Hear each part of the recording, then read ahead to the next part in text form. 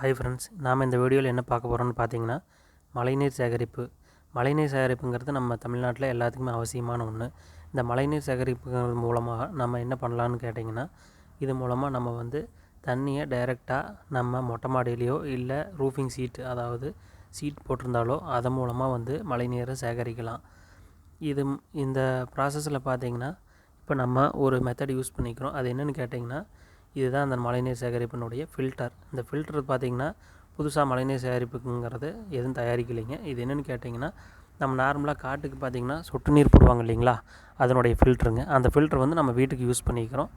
அந்த ஃபில்டருக்குள்ளே ஒரு ஃபில்ட்ரு இருக்குங்க. அது எப்படின்னு நம்ம நெக்ஸ்ட் வீடியோவில் பார்க்குறோம். இந்த பார்த்திங்கன்னா, வீட்டில் நம்ம மொட்டை மாடியில் பெய்கிற மழை இருக்குது பார்த்திங்களா, அந்த தண்ணி வெளியில் கொண்டாந்து விட்டுருவோம். அந்த தண்ணியை டைரெக்டாக நம்ம சம்பு போட்டிருப்போம் பார்த்திங்களா, அதுக்குள்ளே டைரெக்டாக ஃபில்ட்ரு மூலமாக யூஸ் பண்ணி இந்த சம்புக்குள்ளே எப்படி மழைநீர் சேகரிப்பு செய்யலாங்கிறத இந்த வீடியோவில் பார்க்கலாம். இப்போது இந்த டெமோவில் பார்த்திங்கன்னா, நம்ம மழை பெய்யும்போது அந்த வீடியோ எடுத்தோம்.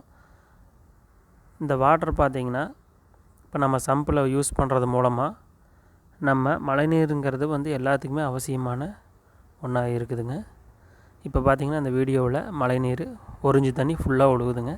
இப்போ நார்மலாக நம்ம ஒரு 10 நிமிஷம் மழைநீர் பேஞ்சால் கூட அதில் பார்த்திங்கன்னா, இந்த சம்பில் ஒரு 1000 லிட்டர் மழைநீர் சேகரிக்க முடியுங்க.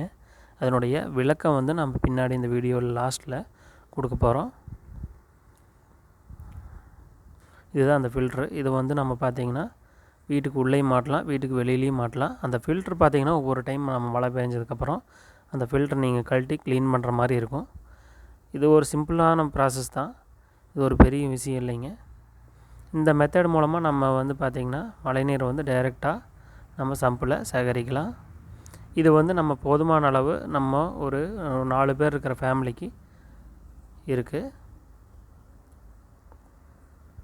இதுதான் அந்த கிட்டுக்குள்ளே இருக்கிற ஃபில்ட்ருங்க. இந்த ஃபில்ட்ரு பார்த்திங்கன்னா, நம்ம தண்ணி இன்லெட் அவுட்லெட் இருக்குது பார்த்திங்களா, இன்லெட் கொடுக்கும்போது பார்த்திங்கன்னா இந்த அவுட்டர் சைட்லேருந்து தண்ணி உள்ளே போய் அந்த பைப்புக்குள்ளே போயிருங்க. இந்த டெரஸில் இருக்கிற டஸ்ட்டு, அதாவது பக்கத்தில் ஏதாச்சும் மரம் இருந்ததுன்னா அதில் வர்ற இலைகள்லாம் பார்த்திங்கன்னா இந்த ஃபில்டர்னுடைய அவுட்டரில் பார்த்திங்கன்னா நம்ம தேங்கிக்கும். அதை நம்ம ப்ரஷ் மூலமாக க்ளீன் பண்ணிக்கலாம். க்ளீன் பண்ணுறது மூலமாக பார்த்திங்கன்னா நம்ம சுத்தமான மழைநீரை டைரெக்டாக வாட்டர் டேங்கில் எடுத்துக்கலாம். இது பார்த்திங்கன்னா தமிழகத்துடைய வருடாந்திர மழை பொழிவை பற்றின ஒரு சின்ன அவுட்லுக்குங்க. இதில் பார்த்திங்கன்னா நம்ம தமிழ்நாட்டில் ஆனுவல் ரெயின்ஃபால் அப்படிங்கிறது பார்த்திங்கன்னா 300 mm இருக்குங்க. இந்த ஆனுவல் ரெயின்ஃபால்ங்கிறது பார்த்திங்கன்னா 300 mmக்கு 30 சென்டிமீட்டர் வருங்க. ஒரு நார்மலாக ஒரு 1000 சதுரடி வீட்டுக்கு 93 சதுர மீட்ரு அளவு மீட்டரில் வருங்க. இந்த 93 மீட்டருக்கு பார்த்திங்கன்னா 30 சென்டிமீட்டருக்கு பார்த்திங்கன்னா 27.9 m³ கிடைக்குங்க.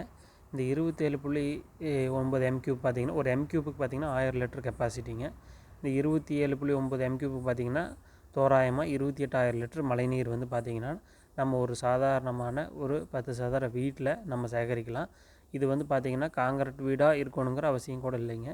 நம்ம பார்த்திங்கன்னா நார்மலாக சிமெண்ட் சீட்டு, கலர் சீட்டு, இந்த மாதிரி ரூஃபிங் சீட்டு எது இருந்தாலும் பார்த்திங்கன்னா அதில் பார்த்திங்கன்னா பிவிசி பைப் மூலமாக பார்த்திங்கன்னா இதை சேகரிக்கலாம். Thank you friends.